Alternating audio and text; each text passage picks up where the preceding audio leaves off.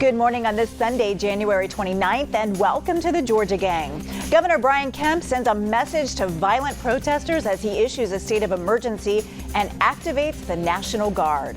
Also, the governor focuses on crime in his State of the State address, and MARTA CEO answers to Atlanta City Council members about a massive budget shortfall that may cut a list of 17 planned projects down to 7. Melita, Phil, and Janelle are all here. Bobby Capel is back again, filling in for Theron. Welcome back. Lucky you guys. The debate and discussion begin right now. From the Fox 5 studios, the Georgia Gang starts now. Governor Brian Kemp issues a state of emergency and calls for up to 1,000 National Guard troops to respond to any violent protests. This comes after last weekend's violence, days after law enforcement shot and killed an environmental activist protesting a planned police training facility, whom the Georgia Bureau of Investigation said shot a state trooper. Phil, I want to start with you this week. I've been doing a lot of calls, getting inundated with calls as well on this issue because it's a big one. And I've learned from sources, we'll break a little news here, that there's been a lot of behind the scenes negotiations among the Atlanta Police Foundation, the City of Atlanta, and DeKalb County. We're learning that a compromise will be announced Monday or Tuesday, early next week, on moving this project forward about the land permit. Your thoughts on all of this? Well, I'm glad to hear you break that news because I've been critical of Michael Thurmond, the CEO of DeKalb County, for waiting this long. However, I understand that also the Atlanta Police Foundation, which of course is the big funder of the police training facility, the head of it had not talked to Michael Thurmond. And so I am glad to hear that. But with regard to the bigger picture, I'm so glad the governor has called out the National Guard. It was outrageous, the scenes that not just Georgians saw, but the whole nation and world. That's not how we want to present Atlanta. I don't believe that demonstration, peaceful as it started out to be, never had a permit. I don't think it should have been allowed. After the trooper was shot at and the radical was killed, I don't think there should have been, in the name of public safety. Other cities have done that, Charlottesville, etc. And then when we know what Antifa and the hard left is going to do. If there's a peaceful demonstration, they hijack it. That's what they do. The police should have known that. I've talked to law enforcement sources. The 191 building where the police foundation is in downtown Atlanta should have been guarded. How come those streets were unguarded? Then I don't know if it was understaffing by the police department, but the guards should be out there, and I think we ought to clean out that forest area where the police training facility is being constructed. There's still people there. Well, Melita, you made a great point last week about the communication on this issue. So I made a couple calls and I wanted to get the numbers and the facts straight. I kind of did their jobs for them, right, in terms of communication. Atlanta will use 30 acres of the land for the police training campus. It will include green space, parkland, and trails. The remaining 300 acres will be preserved by Atlanta and DeKalb County to ensure that the folks who live in this area, who are probably scared to death right now, are protected and they have a place that they can call their own. Well, but earlier plans had called for 85 acres. Right. They scaled it back. The other thing is that when you have 14 hours of public comments, more than 1,000 people, and 70% of those comments are against a facility, for those people to sit there feeling unheard with no communication back to the community about what plans are or what might be changed in those plans, then that is a festering situation. As for Governor Kemp calling out the National Guard, I think we all hope that it will purely be a precautionary measure and that those guardsmen won't be needed. But I also think, and Phil didn't touch on this, but in Memphis, they are releasing on Friday after we tape the show, a very incendiary video of police violence. And so that plays to the issues underlying this controversy we've been discussing in Atlanta. And that leads me to my next question, because Bobby, the continued anti-police movement in Atlanta could also be further inflamed by the charging of 5 former Memphis police officers with second-degree murder and other crimes in the arrest and death of Tyree Nichols. And this is who Melita was referencing. He was a black motorist who died 3 days after a traffic stop confrontation. So this kind of adds, unfortunately, more fuel to the fire here with these protests. Yeah, and like we said at the time of this taping, we haven't seen that video. It sounds like a terribly unfortunate incident. I want to take a moment to go back to the protesters for a second. I think, you know, it's tough and it's sad for the people who believe in the peaceful protest to have their protests hijacked. Yes. By, you know, the old saying, one bad apple doesn't spoil the whole bunch, but it does, or maybe it's the reverse of that. But anyway, you get where I'm coming from. It undercuts your entire argument, unfortunately, once you start turning to violence. I read somewhere in the AJC from one of the protesters who said this wasn't a last resort thing, or they had been through the council and they've been through, and that's true, they have been through all these avenues, and that they weren't breaking stuff just to break stuff. I'm sorry, if it doesn't work out in the democratic process, you cannot just break stuff. You can't burn stuff. You can't burn stuff. You can't hurt people's businesses. You can't use guns to shoot at police officers. That's not an acceptable course of action, whether it be in January 6th at the Capitol or here in Atlanta. So I just think it's important. I'm glad to hear that the parties that are interested in this are coming together. Hopefully they can forge some sort of compromise and try and find peace for everybody here, because that's important. It is, and Janelle, the King and Carter Centers both condemn the violence, but now they're calling for all sides to come together and talk, I mean, which really has been the Atlanta way on so many issues throughout the decades. A question here would be, could they do some type of memorial to those who died by police violence? It goes back to like Katherine Johnson, you know, in the Atlanta Police Department, George Floyd, and put that message out that this is why we are building. This is a reason why we're building this facility, is to train officers to de-escalate the violence. I mean, that's what I thought. I thought that's what people wanted, right? Was to have more increased training, more training of our police officers. But I want to say something. You know, the term peaceful protesting is something that doesn't exist. It's either you protest and you have emotional maturity, or you don't. Protesting in general should be peaceful in and of itself. And that we shouldn't have to explain away bad behavior. But when you have things, and I've watched this since 2020, over the course of the last few years, I listened to certain languages and certain messaging. Even Dr. King said that rioting is the voice of the unheard, and I actually disagree with that. I don't think rioting is the voice of the unheard. Rioting is the voice of people who are emotionally immature. When I hear Maxine Waters say things like, you know, get more confrontational, or even the late John Lewis, who said, you know, there's such thing as good trouble. There's no such thing as good trouble. You're either in trouble or you're not. And I think this is what it does with when you put this messaging in front of young people who are underdeveloped, who don't have a sense of a moral compass and are still developing the moral compass. You get this type of behavior. We need to call it what it is. Violence is violence, period. No matter what your reason is, no matter what the cause is, or your emotional, you know, angst about it, you have to learn emotional maturity. Melita. That's what we do as adults. I'll defend John Lewis's good trouble any day of the Amen. week, and twice on Sunday.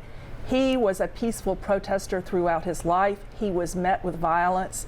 He suffered concussions and many other injuries as a result of violence against him in the midst of peaceful protest.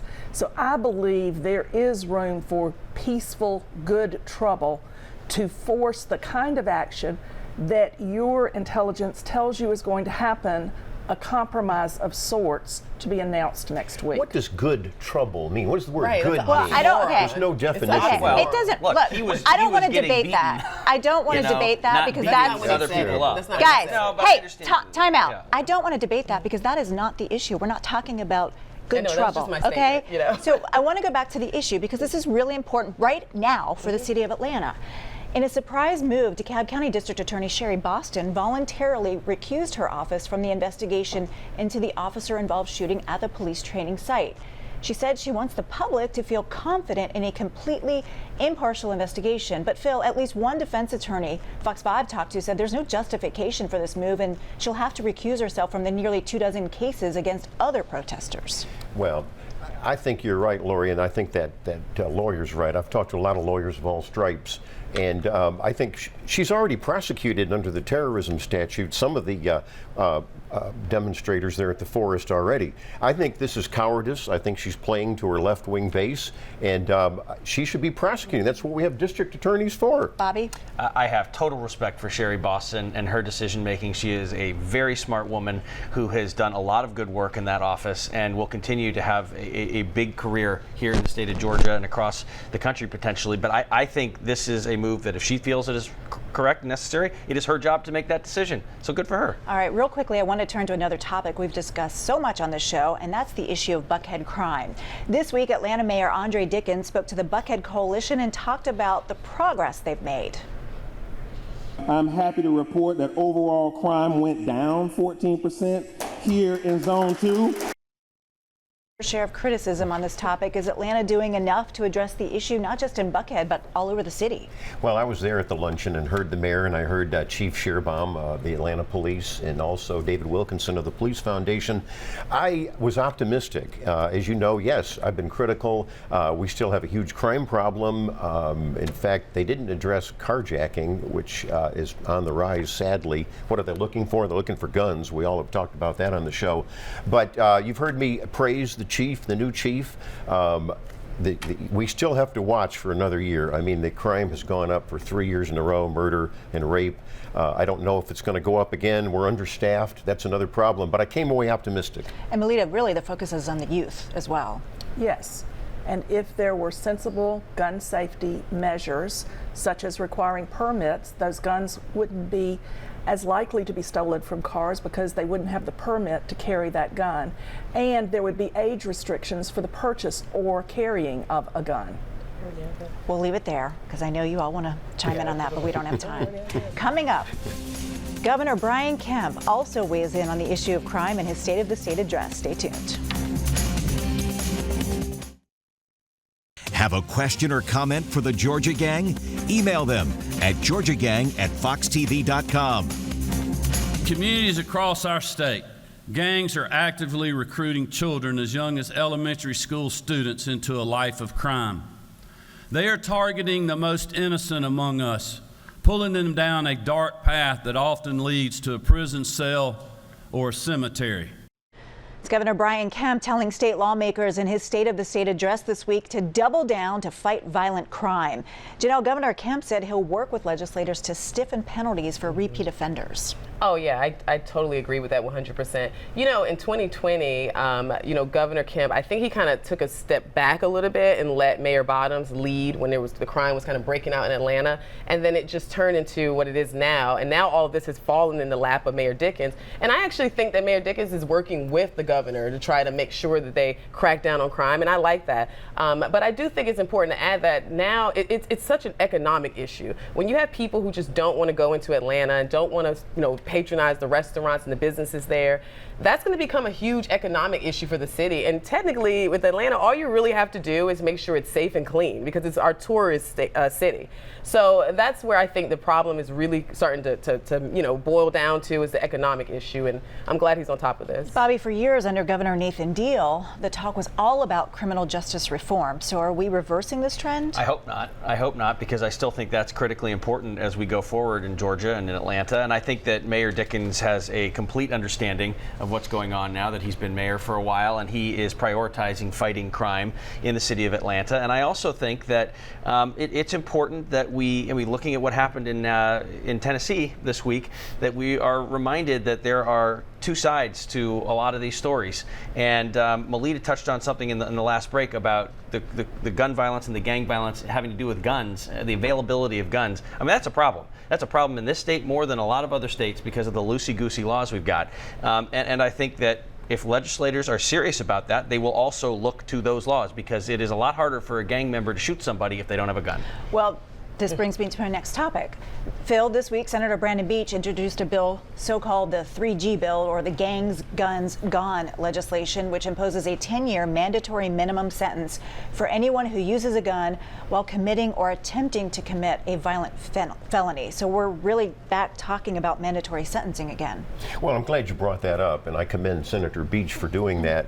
And it goes back to the governor's State of the State address, where he's talking about crime and making it a big priority. He also talked about the revolving door when a lot of these criminals are arrested and then they're out on the bail. He talked about no cash bail, limits on that. I was really glad to hear that. And of course, yes, we need to get tougher on gangs too. Melita, when we talked about criminal justice reform through the Nathan Deal years, he was always talking about the nonviolent offenders. Yes, he was. And the other thing, though, is that when you have mandatory sentences, you leave judges no leeway for the individual circumstances of particular offenses. You end up overcrowding prisons, and so it's always something that attorneys on both sides, criminal and prosecutors, fight when you have mandatory sentencing guidelines that don't leave judges leeway. All right, let's switch gears to education. Several Republican lawmakers and at least one Democrat are looking to expand tuition subsidies from $120 million to $200 million. Phil, back to you, because these are different than vouchers. That's right. And of course, it goes back to parental choice, too, which is a big issue. And so I think there's a sentiment to get this done. Bobby, Iowa is expected to become the next state to approve vouchers. Is this movement, I think it's picking up steam, especially after COVID, where parents saw firsthand, hey, I want a choice. And I understand that, and as a parent, I understand the wanting of a choice. You also want your public, not everybody's going to have the opportunity to go to that school, and you need to invest in the public schools too. And I think it's critically important, if we're going to spend hundreds of millions of dollars. There are some schools in the city of Atlanta, there are some schools in Central and South Fulton County and across the state of Georgia that could really use the help and the infrastructure and the ability to attract teachers. And we talk about this 100 times about paying teachers more so you can attract talent to these are important mentors in their use, especially at a young age. Kindergarten, first grade, behavior trends start very early, and you talk about gang violence later on. I mean, it starts as a child. Not if you can get a good education, and if you don't have parents at home that are able to help and love and support you, if you can have a teacher that's a mentor that can really somebody you can look up to, that's something that can change your life, and that can be done through the public school system. It's been done over and over again. Janelle, are we hearing of some momentum on this issue? I hope so. I am a fan of school choice, but I'm a fan of school choice within the areas that want it, because there are some parts of rural Georgia who they don't want school choice because it's just not going to benefit them. I mean, the schools are 40 and 30 miles away, so we do have to consider that. However, the biggest thing is about options. The governor has increased teacher pay a number of times, so that there has been a focus on that. I don't think we should get rid of public schools, but there's nothing wrong with giving parents options, and that's what this does. Okay, coming up, MARTA CEO goes before Atlanta City Council members to talk about a major budget shortfall. Stay tuned. Join the discussion on the Georgia Gang Facebook page and watch past episodes on the Georgia Gang YouTube channel. MARTA and Atlanta government leaders promised citizens new projects, including state-of-the-art light rail after an increase to the MARTA tax in 2016. But it looks like they won't be able to fund 17 planned projects. MARTA CEO Collie Greenwood said this week it's more like 7 projects. Phil. I think the news that's come out with regard to MARTA is very disturbing and concerning. There's a $1 billion shortfall in these projects that were promised. And just a couple quick points. I don't like the fact that CEO Collie Greenwood fired his number 2 person, Josh Rowan, who's a professional who did a good job in the city, and he showed some of these shortfalls to the public. I think there ought to be transparency, and then you debate it. The MARTA board debates it. The public gets to know what's going on. I think that was wrong. And then I've always wanted Clayton County to get the best MARTA route they can, and they have been just screwed over for years. So I think there needs to be some solid information from the MARTA board. Melita, ridership was way down because of COVID, so I'm sure that has a lot to do with this. I'm sure it does, but when we get, I might agree with Phil for once, only once, that the MARTA board and the MARTA officials need to be more forthcoming about why they have the shortfall, why the projects are so over budget compared to the budget that was proposed at the time that sales tax was sold. Well, ridership was way down because of COVID, which does have something to do with it. But some are questioning if an extension of the streetcar should even be included. I mean, why can't they just do the trolleys? Like, that tech trolley is awesome. You don't need to put up all those wires and lines and stop traffic. Why a streetcar? I don't think you need to expand the streetcar, but I will say this. I agree that the messaging towards the public has to be, there, and it needs to be better. But I have to say, as general contractors, Kelvin and I are general contractors, looking at these projects, projects, the cost of materials have gone up, and a lot of times they plan these things years in advance. As of today, the cost of materials are high. The lead time on getting certain materials is very long and extended. And then we have to consider the fact that there is a worker availability issue when it comes to laborers and doing the work. So when you factor all of that in, this may just be that they just can't afford to do all of these projects, including the fact that we do have rideship down. But I have to stay on the business side of it. I can see it. I can see why this is a problem, but I do think messaging needs to be important. And supply chain too. Bobby, I want to move on. Fulton County Superior Court Judge Robert McBurney said Tuesday that a final report produced by a special grand jury that investigated possible illegal interference in the 2020 presidential election in Georgia by then President Donald Trump and his allies will remain under wraps for now. Well, and that's probably because there's indictments coming, and they want to be sure that Fani Willis gets the opportunity to do this and present this in a manner where she's in control of the process.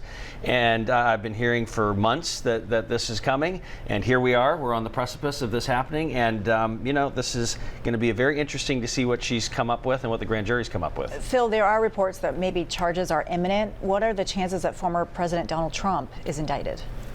Let me remind the viewers of one thing. When this special grand jury was set up, its mission was to be, if there are any crimes committed. Let me emphasize the word if.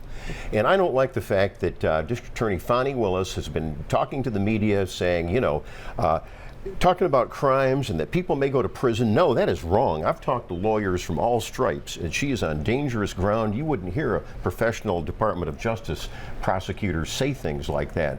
And so I think they cannot recommend anything right now. You'd have to go to another grand jury. I think there ought to be public release of that report that the grand jury is doing. Melita. I agree that there will be public release once indictments are handed down, but I disagree that Fani Willis has been talking about this case specifically. She's had no leaks, and the only way we knew indictments were imminent was during the court hearing about whether the grand jury report would be released. Okay, real quickly. Which is actually quite incredible considering the President of the United States is, potentially involved. Well, she's on record claiming they're crimes and people could go to prison. That's wrong. One more issue. A group of Georgia lawmakers is trying to prohibit future mining near the edge of the Okefenokee Swamp and its vast wildlife refuge, though their proposal would not stop a company's mining application currently before state regulators. Melita, I know that you really wanted to touch on this. Well, what we have is a company, Twin Pines, which has had multiple fines and violations from other projects, trying to do a project that is questionable for its ecological impact.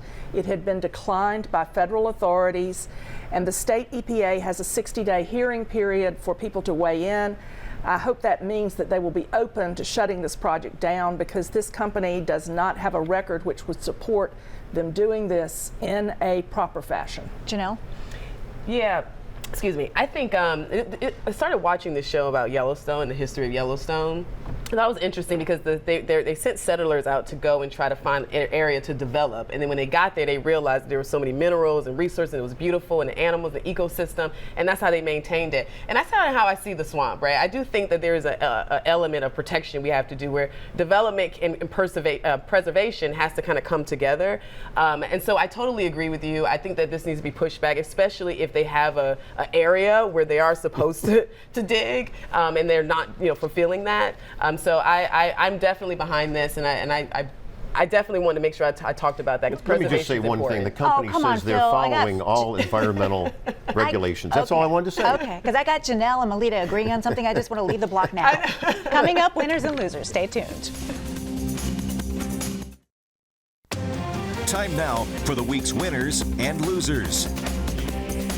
I'll go first real quickly. I want to congratulate Ben Young and all the folks at Georgia Trend Magazine for putting on a fabulous show for honoring Georgia's 100 most influential folks, and it was just great. Congratulations to Economic Development Commissioner Pat Wilson, who was the Georgian of the Year, also Calvin Smyre, who was inducted into the Hall of Fame. And also, while I was there, I was emceeing the event, I met at the aquarium Gail Solomon, a huge fan of the show. She watches this every Sunday, so I just want to give a shout out to her. Hey, Gail. Okay, Melita. Well, my winner is the city of Macon because they are now flying the flag of the Muskogee Creek Nation at City Hall 24/7 to honor the fact that the city was founded on land taken from that tribe. And also their mayor, Lester Miller, has an innovative approach to making press conferences fun. Last week he rappelled down the side of the fire tower that's new for training firemen, and this week he literally jumped out of a plane and parachuted into a press conference to announce a runway expansion. It's called a publicity stunt. And Yes, those are very and it well done. works. And it works, Phil. It does work. I have a loser, and it's Marissa Pyle. She's an advisor for Stacey Abrams, the failed gubernatorial candidate. Get this, she was referring to the violent protests last weekend. She said it was nonviolent because no one was hurt or killed, and that property was only destroyed. Property was only destroyed, that's really bad. Bobby. I'm just going to do winners since we're running out of time here. I'm going to say Senator Ossoff and Warnock for introducing bipartisan legislation that could actually pass the United States Senate, which was to congratulate the University of Georgia Bulldogs on winning the national championship, and to Senator Ossoff, who's on his new committee, the Intelligence Committee. Very important. Very. And really quick, I have two restaurants I want to highlight that's here in Georgia. Kaiser Chop House in Sandy Springs and Chive Restaurant, which is in Savannah. They are two fabulous restaurants. I want to highlight that. And shout out to Ricardo Richardson. He's a TSA supervising officer. He watches the show. I want to make sure I gave him a shout out. He asked for it. You got it. All right, we'll leave it there. And I just want to say, Congressman John Lewis did stir up good trouble in a non-violent way. He is a winner. I can make a statement. Late Congressman John Lewis. That's all. See you, folks.